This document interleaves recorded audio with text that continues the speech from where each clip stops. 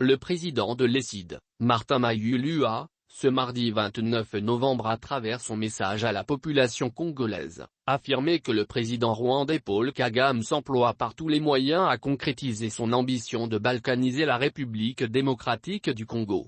Dans son message, Martin Mayulu a condamné d'un ton ferme les propos du président burundais tenus le lundi 28 novembre 2022 pendant les pourparlers de Luanda qui selon lui constituent des preuves de la capitulation de la RDC. Les engagements pris à Luanda permettent aux Rwandais du M23 d'une part de se replier sur nos villages situés au pied du mont Sabinyo dans le parc national de Virunga, a dit le président de l'ESID. Et d'ajouter d'autre part, ces engagements permettent les troupes de l'Ouganda, Rwanda, Burundi et Kenya de s'installer dans des zones jadis occupées par le M23 sous le label de la force de la communauté des États d'Afrique de l'Est.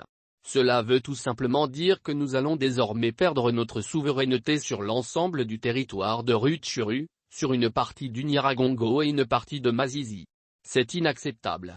Martin Mayulu a appelé les jeunes Congolais à dénoncer l'agression de la RDC par le Rwanda au travers des manifestations grandioses sur l'ensemble du territoire national et exiger le départ des éléments du M23 et des troupes de la communauté d'Afrique de l'Est.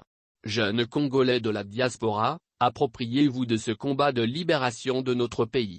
Organisez des manifestations publiques et saisissez les institutions des pays où vous vivez, notamment les pays de l'Union européenne, la Grande-Bretagne, l'Australie, les USA et le Canada pour protester vigoureusement contre l'agression de la RDC par le Rwanda et contre le projet de balkanisation de notre pays, a-t-il lancé.